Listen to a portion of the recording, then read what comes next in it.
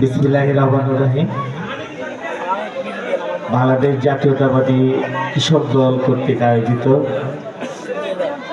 আজকের এই অর্জুনে ইউনিয়নের কৃষক সমাবেশে সভাপতি আমাদের মঞ্চে উপস্থিত আছেন আজকের বিশেষ আকর্ষণ টাঙ্গাইল জেলা কৃষক দলের সম্মানিত সদস্য সচিব সাবেক ভিপি শামীমুর রহমান শামীম ভাই। আমাদের মাঝে উপস্থিত আছেন এই ইউনিয়নের সম্মানিত সাধারণ সম্পাদক জনাব সাইফুল ইসলাম দিলীপ, কৃষক দলের সদস্য সচিব বোয়াপুর শাখার সাবেক ছাত্রনেতা আরিফুল হক আরিফ, আমাদের বাংলাদেশ জাতীয়তাবাদী যুব দলের সম্মানিত আহ্বায়ক খন্দকার জুলহাসউদ্দিন, সদস্য সচিব অনির্বাণ দুখু, সিনিয়র যুগ্ম আহ্বায়ক যুব দলের আলিম চকদার সহ অর্জুনা ইউনিয়ন বিএনপির বিভিন্ন পর্যায়ের নেতৃবৃন্দ, বিভিন্ন অঙ্গ সংগঠনের নেতৃবৃন্দ, আমার সম্মুখে এই এলাকার বিভিন্ন পর্যায়ের বিশেষ করে কৃষক দল এবং অন্যান্য দলের নেতৃবৃন্দ, প্রিয় ভাইরা, আপনারা দীর্ঘক্ষণ বিকেল 3টে থেকে এখানে আপনারা আজকে কৃষক দলের সমাবেশ করছেন। খুব ভালো লাগছে এই ভেবে যে অর্জুনার চরাঞ্চলের লোকজনও এখানে এসেছিলেন, রাত্রি হওয়ার কারণে তারা চলে গেছে। তারপরেও আমরা এখানে অনেকেই গভীর রাত্রি পর্যন্ত কৃষক দলের কৃষকের কথা শোনার জন্য, কিছু রাজনৈতিক নেতৃবৃন্দ আসছে তাদের বক্তব্য শোনার জন্য আপনারা বসে আছেন। আমাদের ছাত্র যুব নেতারা দুঃখ করে কিছু বক্তব্য দিয়েছেন। বিগত 17 বছরে বিভিন্ন চড়াই উত্তরের মধ্যে, আন্দোলন সংগ্রামের মধ্যে আমরা যখন সংগঠন করতে আসছি, এভাবে আমরা মুক্তভাবে বসে সংগঠন করতে পারিনি। এখানে অনেক কথা বলতে গেলে তো কষ্ট লাগবে। এখানে আমার যারা সামনে বসে আছে, বিশেষ করে যদি অর্জুনার লোক হয় আমার মামাতো ভাই হবে, না হলে ফুফাতো ভাই হবে। কারণ আমার একটি গোপন টান আছে, নারীর টান। এই জায়গাটা হলো আমার নানির বাড়ি, সেই কারণে বেশি গরম কথা বলা যাবে না, নরমের সাথে বলবো। কিন্তু দুঃখ লাগে এই ভেবে, আমাদের বাংলাদেশের দ্বিতীয় নির্যাতিত একটি পরিবার যদি থাকে, শহীদ জিয়া পরিবারের পরের পরিবার যদি থাকে, সেটি হলো আমাদের বাড়ির কাছে, আমাদের নিকট প্রতিবেশী, সারা বাংলাদেশের আলোড়ন সৃষ্টিকারী নেতা, মজলুম নেতা আব্দুল সালাম পিন্টু। আরেক প্রিয় নেতা শেখ হাসিনার আতঙ্ক ছিল, যিনি সারা বাংলাদেশের যুব সমাজকে সংগঠিত করেছিল শেখ হাসিনার পতনের জন্য। সেই প্রিয় নেতা সুলতান সালাউদ্দিনের টুকুর বাড়ি এখানে।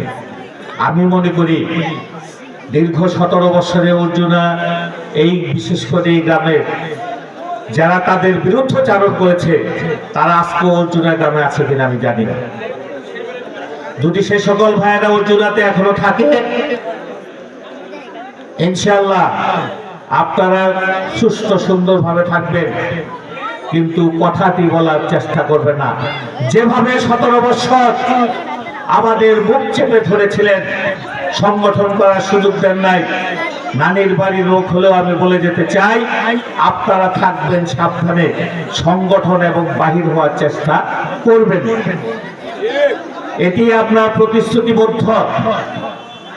যে ভাইরা নির্যাতিত হয়েছে, আমার ভাইকে মারতে মেরে ফেলার চেষ্টা করা হয়েছে আব্দুল সালাম পিন্টুকে, তিনি তার বক্তব্যের বর্ণনায় বলেছেন তাকে ইলেকট্রিক শক দেওয়া হয়েছে। একটি 60 বছরের বৃদ্ধকে যদি 3 বা 4 বার ইলেকট্রিক শক দেওয়া হয়, তার জীবনে থাকে কি? শুধু ইলেকট্রিক শক দিয়ে ক্ষান্ত হয় নাই, তারা একটি ইলেকট্রিক চেয়ারে বসিয়ে ঘুরিয়ে তাকে প্রাণনাশের চেষ্টা করা হয়েছে। আল্লাহ পাকের ইচ্ছা, তাকে মারতে পারে নাই আল্লাহ, রাখে আল্লাহ মারেকে। আমি আওয়ামী লীগের ভাইদের বলতে চাই, আপনারা বহু লম্বা কথা বলেছেন, আমাদেরকে একত্রিত হতে দেন নাই, কথা বলতে দেন নাই। আগামী নির্বাচন পর্যন্ত শুধু এটুকু নিবেদন করতে চাই অর্জুনা ইউনিয়ন এবং এই এলাকার যারা আছেন, বিগত দিনে একটি বিশেষ দল আমাদেরকে কারফিউ দিয়ে নির্বাচন করেছে, জনগণকে ভোট কেন্দ্রে আসতে দেয় নাই।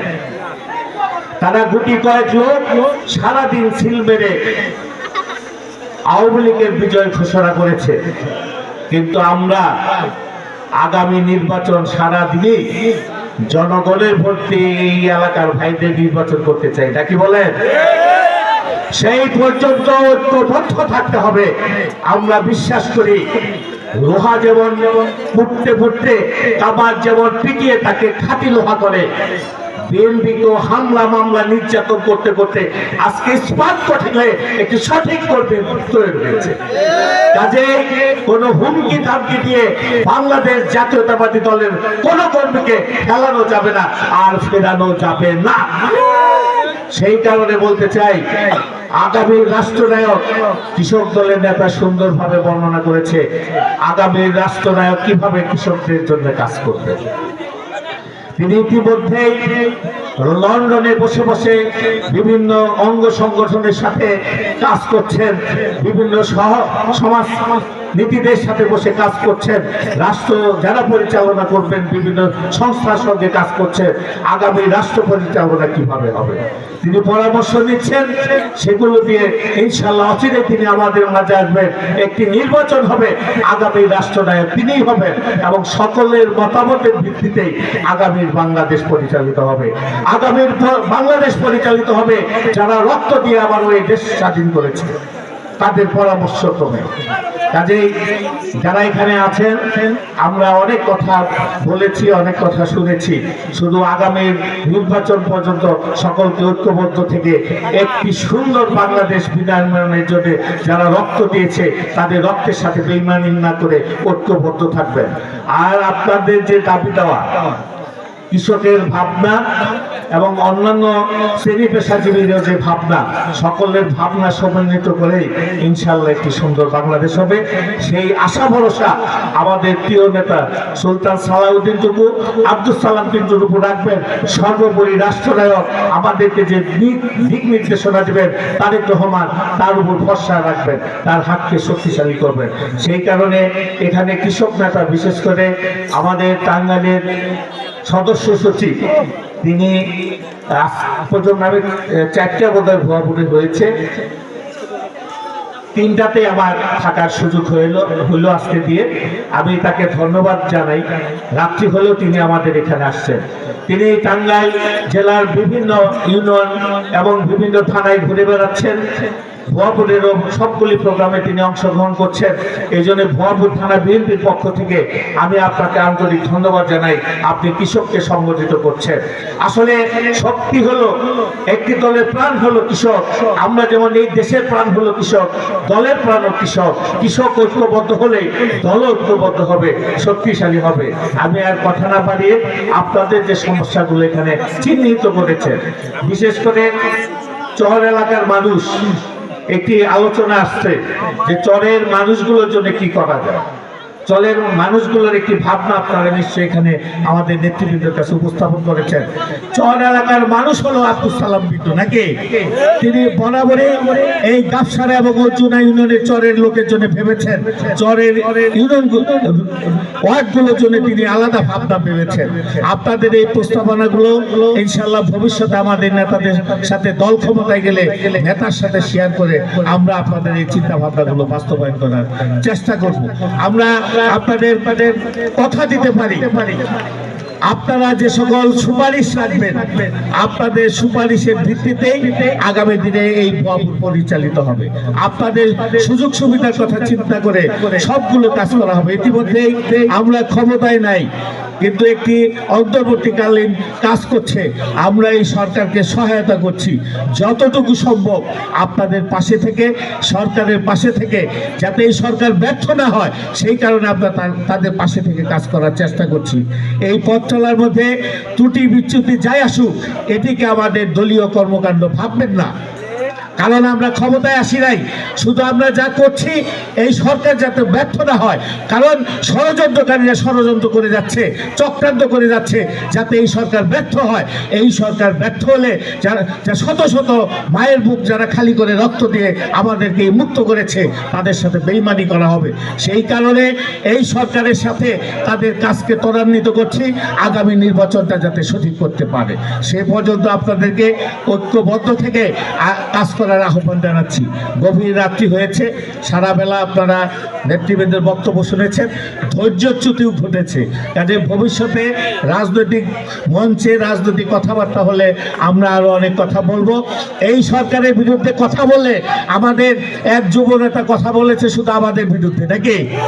আমরা যদি কথা বলি এই সরকারের বিরুদ্ধে সারা রাতেও ফুরাবে না। 17 বছরের কুকীর্তি বর্ণনা করলে সারা রাত্রি চলে যাবে, শেষ হবে না। ইনশাল্লাহ নির্বাচন শুরু হলে তাদের ফিরিস্তি, তাদের শ্বেতপত্র প্রকাশ করা হবে, দুর্নীতির শ্বেতপত্র প্রকাশ করা হবে। কি পরিমাণ দুর্নীতি করেছে শুধু একটি কথা বলে যাব, বাংলাদেশের ইতিহাসে একটি, বাংলাদেশের নয় পৃথিবীর ইতিহাসে একটি নতুন ইতিহাস রচনা করেছে। বাংলাদেশে 300 এমপিও যেমন পালিয়েছে দুর্নীতির দায়ে, আমরা জীবনে শুনি নাই মসজিদের ইমাম সাহেব পালিয়েছে। দুর্নীতিটা কোথায় গিয়েছে? জাতীয় মসজিদের ইমাম পলায় নাই, পলাইছে। আরে শেখ হাসিনা দুর্নীতি করতে করতে দুর্নীতি কোথায় নিয়ে গিয়েছে? শুধু এটুকু বলেই আগামীতে ঐক্যবদ্ধ থাকে, সকল দুর্নীতি অনাচার দুর্নীতি দূর করে আগামীতে বাংলাদেশ জাতীয়তাবাদী দলের সরকার প্রতিষ্ঠিত হবে, বিএনপি ক্ষমতায় যাবে, এই বাংলার মানুষের উপকার হবে, সকলের ভাগ্যের উন্নয়ন হবে। এই কথা বলে এই প্রত্যাশা রেখে আপনারা ভালো থাকবেন, আমি আমার কথা শেষ করছি। আল্লাহ হাফেজ।